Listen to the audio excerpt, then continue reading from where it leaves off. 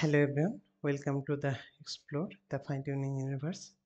সবাইকে স্বাগতম জানাচ্ছি এইচএসসি মোমেন্টাম ব্যাচের এইচএসসি আইসিটি ক্লাসে আপনাদের সবাইকে স্বাগতম। আজকে আমাদের ক্লাসের টপিক হচ্ছে concept of bits and byte, অর্থাৎ বিট এবং বাইটের যে কনসেপ্টটা আজকে আমরা ক্লিয়ার করার চেষ্টা করব। So let's start. তো প্রথমত আমরা যদি বিটের সংজ্ঞার দিকে যাই তাহলে আমরা পাবো বিট হচ্ছে একটি বাইনারি সংখ্যা যা শুধুমাত্র দুইটি মান ধারণ করতে পারে, অর্থাৎ মানগুলো হতে পারে হয় শূন্য অথবা ওয়ান। অর্থাৎ যখন শূন্য হবে তখন এক হবে না, আবার যখন এক হবে তখন শূন্য হবে না। ওকে, তো মাপ হচ্ছে এক বিটে একটি একক তথ্যের ইউনিট। তাহলে হচ্ছে একক তথ্য ইউনিট। ওকে, তো উদাহরণ দিয়ে আমরা যদি বুঝতে চাই, যদি 0 দিয়ে কোনো কিছুকে অফ বোঝাই সুইচ, তাহলে 1 দিয়ে আমরা সেটাকে অন স্টেট বোঝাবো। কেমন?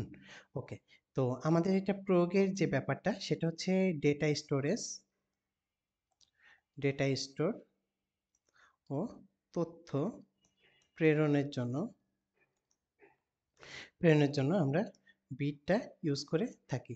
তো ধারণ ক্ষমতা বোঝায় যে এই একটি বিট যদি আমাদের কাছে কথার কথা দুইটি বিট থাকে, তাহলে হয় এটি 0 অথবা 1 হবে, অথবা এটা 0 অথবা 1 হবে। তাহলে হয় এটা 0 0 হবে, অথবা 0 1 হবে, বা 1 0 হবে, বা 1 1 হবে। একই সাথে দুই বিট এখানে স্টেট করতে পারবে না, তখন সেটা হচ্ছে কিউবিট স্টেট বলে।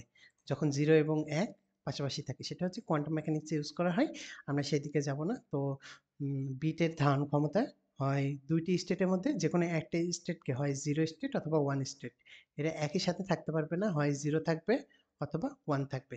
ওকে, বাইটে যদি আমরা দেখি একটু, তাহলে বাইট হচ্ছে 8 বিটের সমষ্টি।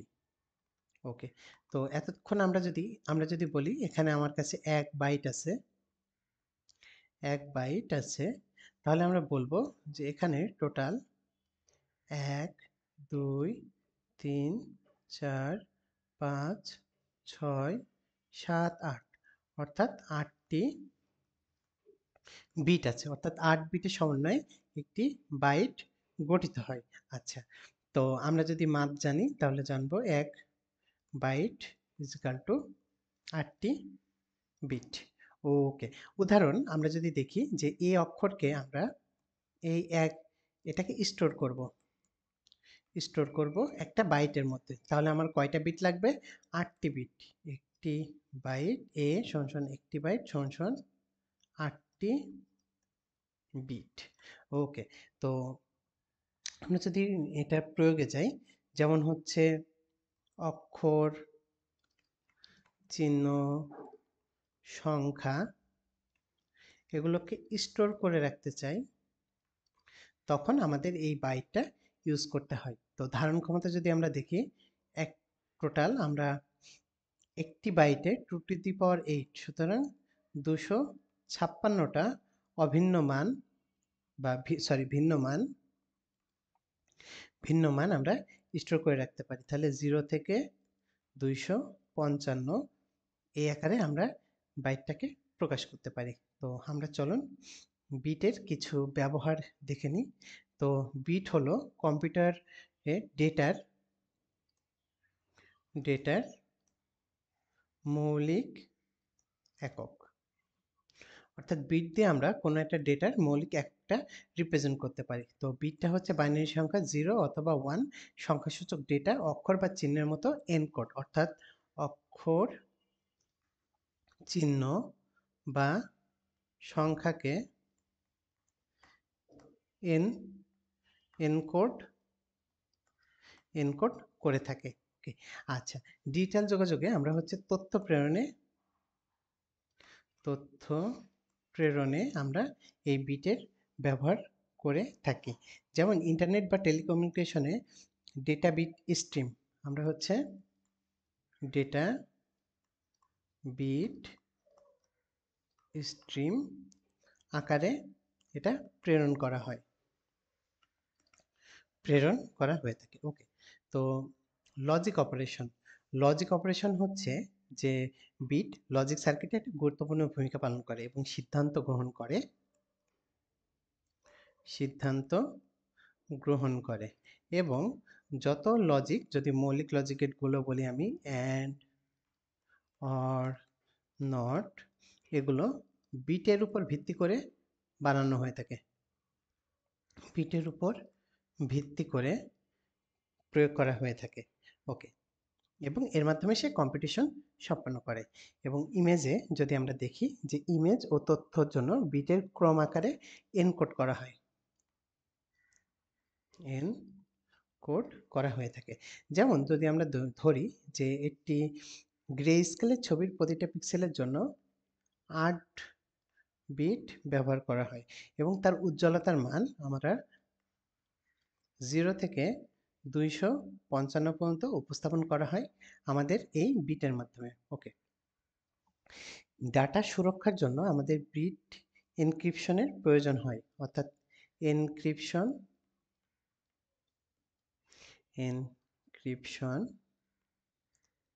অ্যালগরিদমে আমরা বিটের ইউজ করে থাকি এবং চাবি বা এনক্রিপ্টেড মেসেজ যে বাইনারি বিট স্ট্রিম আকারে উপস্থাপন করা হয়।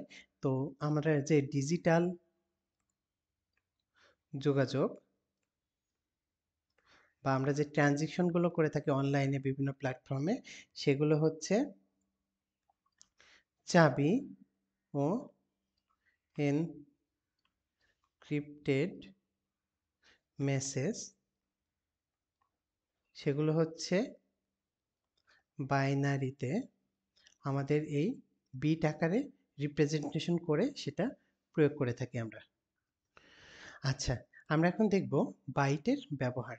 তো বাইটের ব্যবহারে হচ্ছে আমরা যদি তথ্য সংরক্ষণের দিকে যাই, তাহলে মেমোরি স্টোরেজে, তাহলে হচ্ছে এটি হচ্ছে মূল ইউনিট হচ্ছে আমাদের বাইট, রাইট? ওকে, তো টেক্সট, ছবি, ভিডিও, অডিও যে ফাইল আকারে আমরা রেখে থাকি, সেগুলো সব বাইটসে সংরক্ষিত হয়ে থাকে। একটি অক্ষর, যেমন ইংরেজি একটা অক্ষর একে স্টোর করতে হলে আমাদের 1 বাইট প্রয়োজন হয়ে থাকে। ওকে, তো ডেটা প্রক্রিয়াকরণের সময় আমরা ডেটা প্রসেসে আমরা বাইট ইউজ করে থাকি, ঠিক আছে? ওকে, যেমন আমরা 8 bit, 8 bit, 16 bit, 32 bit, 64 bit, এটা আপনারা বহুল প্রসেসরে আমরা ইউজ করে থাকি। তো এটা আসলে কি, এটা আসলে 1 বাইট, এটা 2 বাইট,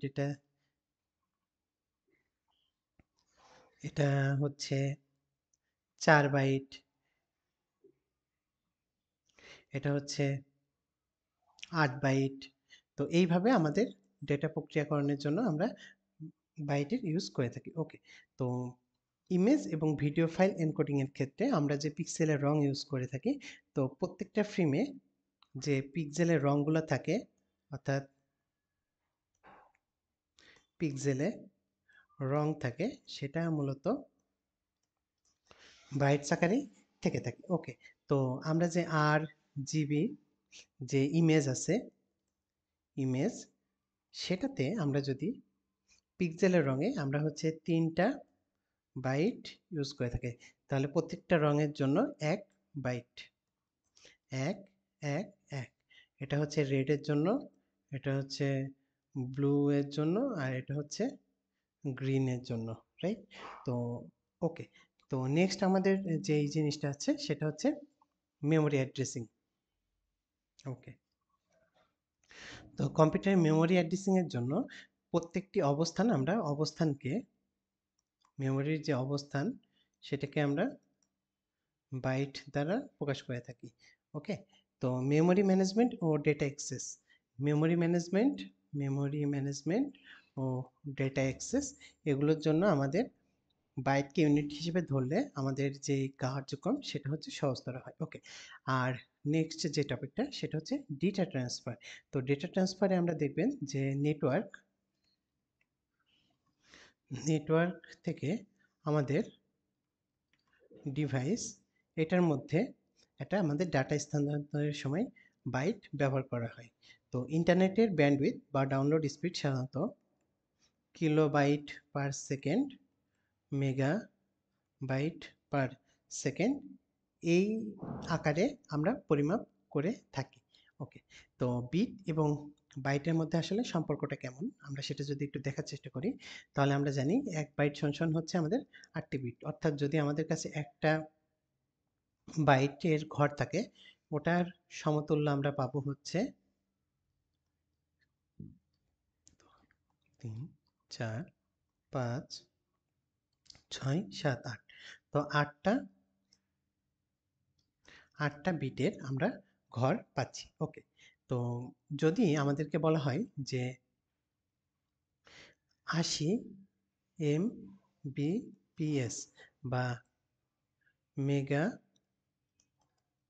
বিট পার সেকেন্ড, এটা সমান কত বাইট, তাহলে এটাকে আমরা হচ্ছে 80/8 করলে আমরা পাবো হচ্ছে 10 MB পার সেকেন্ড। অর্থাৎ যদি মেগা বিট পার সেকেন্ড হয় তাহলে এটা আমরা লিখি MBPS। আর যদি মেগা বাইট পার সেকেন্ড লিখতে হয় তাহলে আমরা বড় হাতের MB/S ইউজ করতে পারি। ওকে, তো আমরা সবাই মোটামুটি বাসা বাড়িতে আমরা 10 MBPS এর ব্রডব্যান্ড লাইনটা বা নেট সংযোগটা নিয়ে থাকি। আমরা অনেকেই বলে থাকি যে 10 MBPS এর ওয়াইফাই নিয়েছি। আসলে ওটা 10 MBPS এর ওয়াইফাই না, আপনাদের ওয়াইফাইটা সাধারণত 150 MBPS এর হয়ে থাকে, 300 MBPS এর হয়ে থাকে, অতটা অথবা হচ্ছে গিগাবিটের 1 গিগা বিট পার সেকেন্ড এমনও হয়ে থাকে। তো এগুলো হচ্ছে রাউটার হয়। আর আপনার হচ্ছে নেট লাইন সেটা আসলে ডিভাইসের সাথে কোন স্পিডে সংযোগ করবে, বা সার্ভারের সাথে, এক কথায় আমি যদি বলি সার্ভারের সাথে, তাহলে সেটা আমাদের বোঝায় যে 10 MBPS এর নেটওয়ার্ক লাইন বা ব্রডব্যান্ড লাইন। তো আসলে 10 MBPS এর লাইন দিয়ে আসলে কি বোঝাচ্ছে, 10 MBPS এর লাইনে আমরা যদি ধরি 1 MBPS, তাহলে আমরা সমান পাবো হচ্ছে 10, ওকে, 1 1 2 3, 1 2 3, ওকে। আচ্ছা, তাহলে 1 MBPS সমান হচ্ছে আমরা পাচ্ছি 10 লাখ বিট। ওকে, আচ্ছা, তাহলে বিট পার সেকেন্ড। ওকে, আর যদি আমরা হচ্ছে 10 MBPS এর লাইন নিই তাহলে হচ্ছে আমরা পাবো হচ্ছে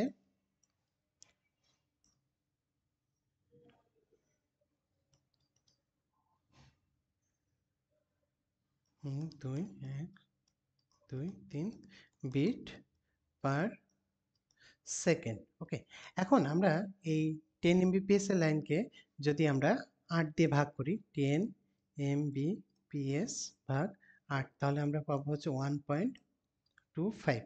ওকে, আচ্ছা, তাহলে আমরা পাবো হচ্ছে 1.25 MB মেগাবাইট পার সেকেন্ড। অর্থাৎ তখন আমাদের এটা প্রত্যেক বাইটে হয়ে যাবে সমতুল্য 12,50,000 বাইট পার সেকেন্ড। ওকে, তো আমরা যদি কোনো একটা ফাইল, যদি কথার কথা আমাদের হচ্ছে 100 MB হয়ে থাকে, সেটা আমরা হচ্ছে সার্ভার, কোনো একটা সার্ভারে আছে, সার্ভার থেকে নেটওয়ার্কের মাধ্যমে সেটা আমরা হচ্ছে ডিভাইসে আমরা ডাউনলোড করব। তাহলে হচ্ছে আমাদের কত সময় লাগবে সেটা যদি আমরা দেখি, তাহলে হচ্ছে আমরা প্রায় 80 সেকেন্ড লাগবে। সো নেক্সট টাইম আমরা যখন হচ্ছে কোনো MBPS এর লাইনটা নিব, তো সামনে যদি 10 MBPS থাকে বা 20 MBPS থাকে বা কথা কথা 50 এমবিপিএস এর লাইন আমরা নিয়ে থাকি, সেটাকে আমরা হচ্ছে 8 দিয়ে ভাগ দিব। দিলে আমরা মেগা বাইট পার সেকেন্ড সম্পর্কে জানতে পারবো। তো আজকের ক্লাসটা এই পর্যন্তই। যদি কারোর কোনো কোয়েরি থেকে আমাদেরকে কন্ট্যাক্ট করবেন। ধন্যবাদ। আসসালামু আলাইকুম।